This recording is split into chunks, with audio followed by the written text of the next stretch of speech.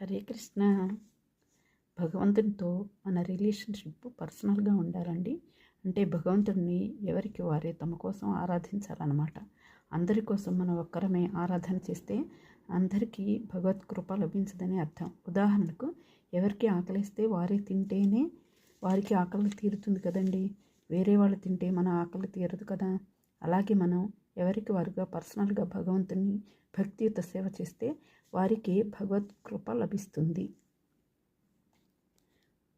For example, మన ఇంట్లో వాళ్ళందరి కోసం మనం ఒక్కరమే భగవంతుని ఆరాధిస్తే వారందరికీ భగవంతుని కృప రాదండి. ఎవరికి వారు భగవంతునిపై శుద్ధ భక్తియుత సేవలో ఉంటారో వారికే భౌతిక క్లేశాల నుండి విముక్తి కలిగి ఉత్కృష్టమైన ఫలితాలు భగవంతుని యొక్క కృప ద్వారా మనకు లభిస్తాయండి.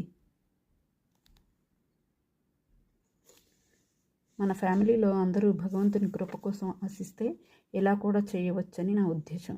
భగవంతునికి కావలసిన పండ్లు, పాలు భర్త సమకూరిస్తే భార్య భగవంతునికి కావలసిన పదార్థములను వండడం, పిల్లలు భగవంతుని పూలతో అలంకరణ చేయడం, ఈ విధంగా ఫ్యామిలీలో ఉన్న సభ్యులందరూ భగవద్భక్తిలో భగవద్ ఆరాధనలో పాల్గొంటే అందరూ కూడా భగవంతుని యొక్క కృపని పొందవచ్చు. కనీసం రోజుకి 10 నిమిషాలు హరినామం చెప్పుకుంటే మన జన్మలు ఉద్ధరింపబడతాయి. సర్వే జన సుఖినో భవంతు. Please like and subscribe my channel. Hare Krishna. జై సనాతన ధర్మం.